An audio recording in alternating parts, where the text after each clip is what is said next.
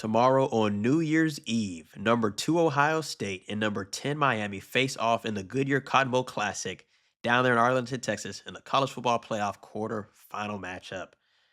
I honestly think this game could go one or two ways. First, I think it could possibly be a situation where Miami is getting absolutely dominated by Ohio State. We know how good Ohio State has looked all season. They've blown people out all season.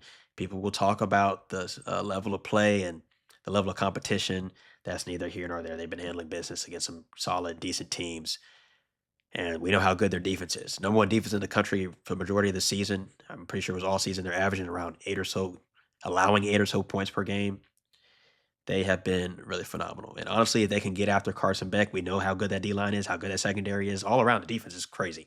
If that defense is able to get after Carson Beck and to force him into turnovers and multiple turnovers of that, it could be a very bad day for Miami. We've seen the multiple turnover games for Carson Beck, and not too many of those have they been able to come out with victorious. On the other side, I think it could possibly end up being a defensive matchup. Yes, Ohio State's defense is good, but Miami has a really solid defense as well. Top 10, top five defense in the country. They have a really, really good D line, and we see how Ohio State struggled against Indiana in the Big Ten championship, where their D line was able to get after Julian Sayin, disrupt his timing, and they ended up winning that game. Indiana ended up winning that game, I should say. So honestly, the best case scenario for Miami is to keep this game close. If it gets anywhere out of control, Miami, I don't think has a chance at all. If Miami can somehow keep this game close, get after Julian Sayin, we know he's a freshman quarterback. If they can get after him, disrupt his timing, this will be the second biggest game he's played in. Well, honestly, biggest game actually.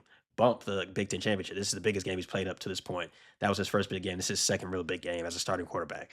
If they can get after him, disrupt his timing, keep the game close, possibly force him into turnovers, Miami has a chance. Now, in my opinion, I think Ohio State has a sour taste in their mouth after losing to Indiana in the Big Ten championship. They also have a sour taste in their mouth for the last game that was on New Year's Eve that they lost to Georgia with the missed field goal kick into the new year.